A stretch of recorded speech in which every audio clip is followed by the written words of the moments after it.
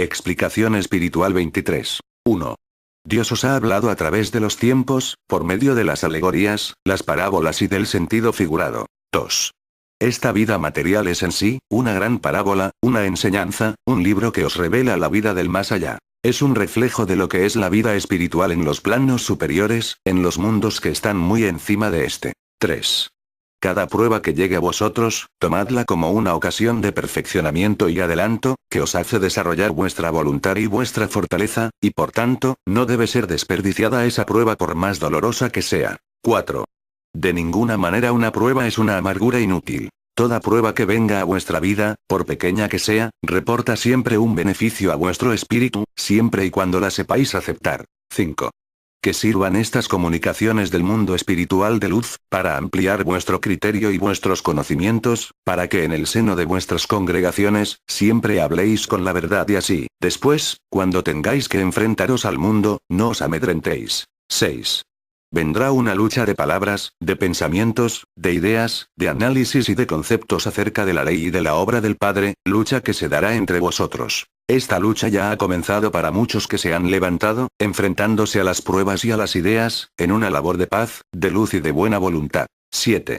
Esta lucha la ha permitido el Maestro, para que se forje vuestro espíritu y se desarrollen el don de palabra y el de intuición, se temple vuestro espíritu y corazón para soportar los agravios y las vicisitudes con calma, para que aprendáis a escuchar. 8. Si aprendéis a escuchar, podréis entregar la enseñanza que lleváis en el momento oportuno, apoyados siempre en los principios de verdad y de amor, y también sabréis, cuáles de las armas que tenéis dentro de esta doctrina, usaréis para combatir y abolir el fanatismo, la idolatría, la superstición y la ignorancia. 9. Una vez que haya triunfado la depuración entre vosotros, misma que os traerá como recompensa la elevación de vuestros espíritus, ya tendréis el temple, la experiencia y la fortaleza espiritual necesarios para enfrentaros al mundo, que es idólatra e ignorante de las cosas espirituales. 10. Ved cómo este mundo que habiendo tenido tantos adelantos en las ciencias humanas, en los descubrimientos materiales, se encuentra en el fondo aletargado. Ved cómo es de imperfecto su culto a la divinidad, pues el concepto que de lo divino y de la ley tienen, difiere no solo de pueblo a pueblo, sino de corazón a corazón, de espíritu a espíritu. 11.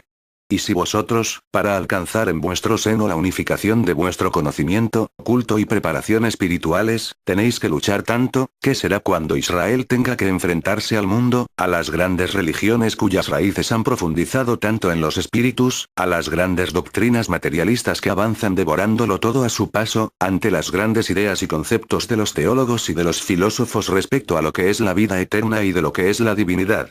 12. Cuán grande tendrán que ser vuestro temple y vuestra fortaleza espiritual, para derrumbar del espíritu de la humanidad todos los ídolos, todo el fanatismo y las tinieblas, hasta no dejar de todo esto ni piedra sobre piedra, y dejar así concluida vuestra obra, vuestro destino de israelitas en el espíritu, para poder decirle al Padre: Señor, hemos cumplido. 13. La obra del Padre, de la que tanto Él os ha hablado, es la eterna, la divina, la espiritual, es el camino perfecto que ha trazado a los espíritus, todos los cuales brotaron de su seno amantísimo. 14. La obra del Padre es ley que rige a los espíritus, es el camino de evolución mostrado en sus revelaciones a sus hijos. 15. La obra del Padre es esta doctrina, entregada en cada una de sus manifestaciones entre los hombres, en cada una de sus palabras de verdad y de vida, en cada una de sus enseñanzas. 16. La obra del Padre es vida eterna, y contiene en sí las pruebas, todos los dones, todo lo espiritual. 17. Y esta obra, siendo divina, no comenzó en 1866, ni en su venida del Padre en cuanto Mesías en el segundo tiempo, ni cuando Moisés entregó la ley al mundo escrita en unas tablas. La obra ha sido siempre, y su obra de Padre, de Maestro y de Dios, comenzó en cada uno de nosotros en el instante mismo de haber brotado de su seno. 18. Por lo tanto, esta obra que conocéis como espiritualista trinitaria mariana, es eterna, es infinita e inmutable, y está en el mismo Dios. 19.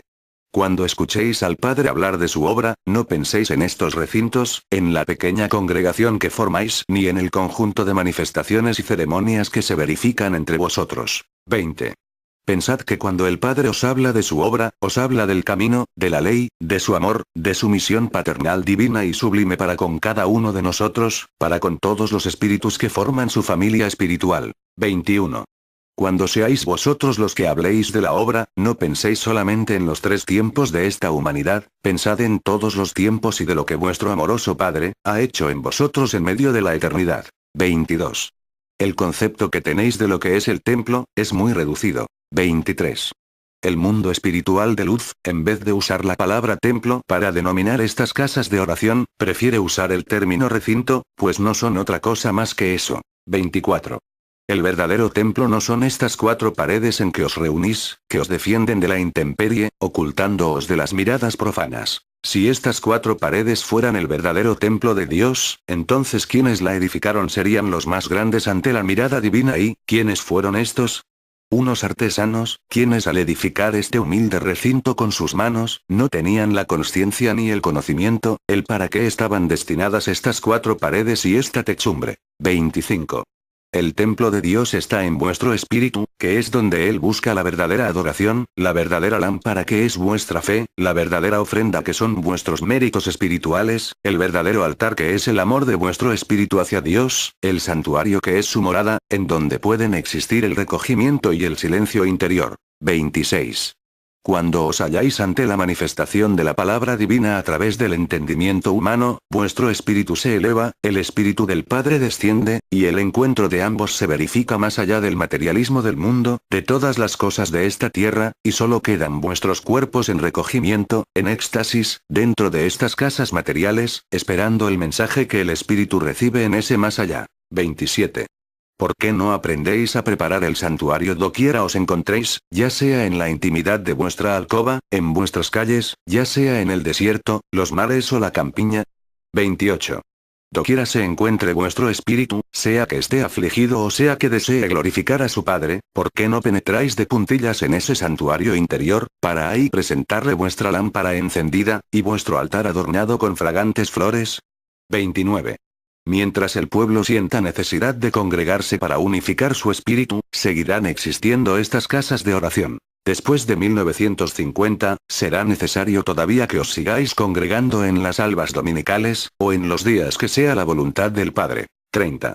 Esto tendrá que ser así, para que no venga el distanciamiento de los unos hacia los otros, y porque para ese tiempo, Israel aún no sabrá comunicarse en pensamiento y en espíritu. 31.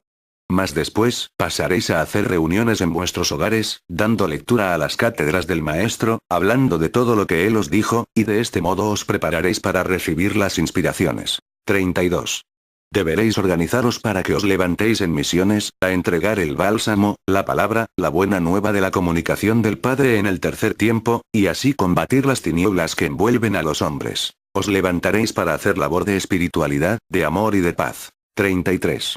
Y cuando llegue el momento de que vuestra elevación y unificación sean verdaderas, cuando llegue el momento en que todos vuestros espíritus vibren al unísono en un mismo amor, bajo el mismo conocimiento y la misma luz, entonces sí podréis estar distantes el uno del otro, cada quien en su choza o en su comarca, o en diferentes naciones, pero siempre unidos en la oración, en la ley y en la obra del Padre, porque todos estaréis con la planta en su templo. 34. Cuando sea el tiempo en que os tengáis que levantar ya como maestros, a penetrar entre las religiones de los hombres, a entregar la doctrina del Espíritu Santo, ellos os hablarán de su concepto de iglesia, y desde ahora el mundo espiritual de luz os previene y os prepara. 35. Cuando ellos pretendan sorprenderos con la palabra iglesia, vosotros deberéis conocer el verdadero sentido y esencia de esa palabra. 36. Os dirán que Cristo fundó su iglesia. ¿Y vosotros, qué contestaréis cuando tal cosa os digan? Si lo negaseis, mal haríais, pues ciertamente, el Señor así habló, pues en Jesús os dijo que Él venía a fundar su iglesia. 37. Mas, ¿cuál era esa iglesia a la que se refería el Señor? ¿Se refería acaso a esa organización creada por los hombres, pasado el tiempo de los apóstoles? ¿Se refería acaso a la organización clerical de sacerdotes, de ministros, de ritos y liturgias? ¿Es esa acaso la iglesia de Cristo? 38. No, hermanos. La iglesia a la cual se refirió el Divino Maestro en el segundo tiempo, es Él mismo, Él es su iglesia, Él es el templo, el santuario. 39. Y sí dejó a sus discípulos de ese tiempo como encargados de su iglesia, pero no de una sinagoga, ni de recinto material alguno, les dejó al cuidado de la doctrina y la ley divinas, para que velasen y esa luz no se apagara en el corazón de los hombres, y para que levantasen el verdadero altar en el corazón de la humanidad, con su amor y su sacrificio. 40. El templo de la divinidad no necesita de ministros o sacerdotes, lo que necesita son apóstoles, espíritus llenos de abnegación y de elevación, de amor, de caridad y desinterés. Es eso lo que requiere la obra del Padre, no solo dentro del espiritualismo trinitario mariano, sino dentro de cualquier religión o secta. 41. ¿Cuántos van por el mundo sin ostentar religión alguna, y son verdaderamente apóstoles de Dios? ¿Por qué es esto? Porque practican la caridad y la elevación, reconociendo que el Padre les ha enviado para amarle a Él en el semejante, y si les preguntaseis qué religión profesan, os dirían, ninguna, pero creo en Dios y obedezco sus mandatos. 42.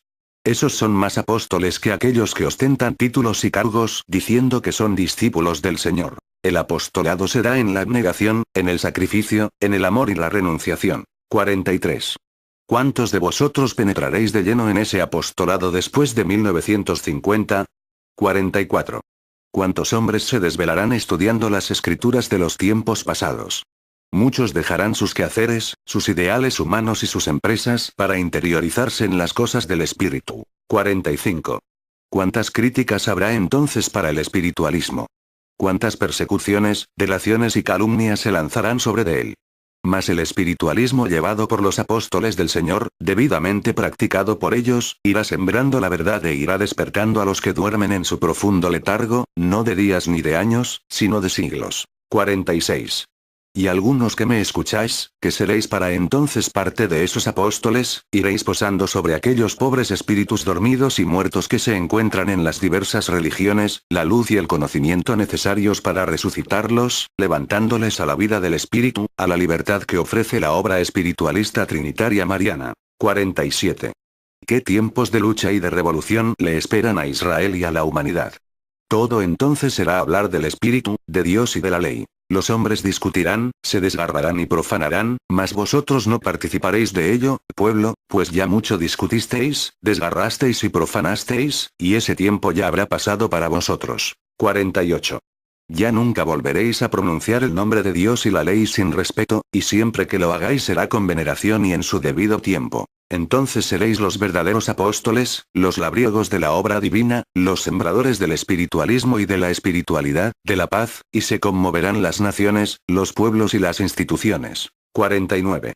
Cuando el astro rey ilumine el haz de este mundo en un nuevo día que ya no pertenecerá a 1950, y en el cual la manifestación del Padre por conducto humano ya no esté, sentiréis la ausencia y un dolor profundo, y no sabréis cómo ni cuándo empezar vuestra labor. Pero os hemos hablado a tiempo de estas cosas, para que eso no suceda, para que desde ahora se prepare el pueblo de Israel. 50.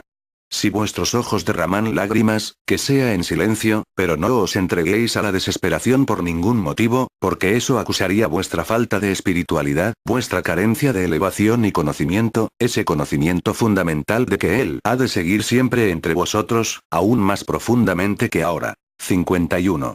La paz del Padre sea con vosotros. Explicación espiritual 23. 1.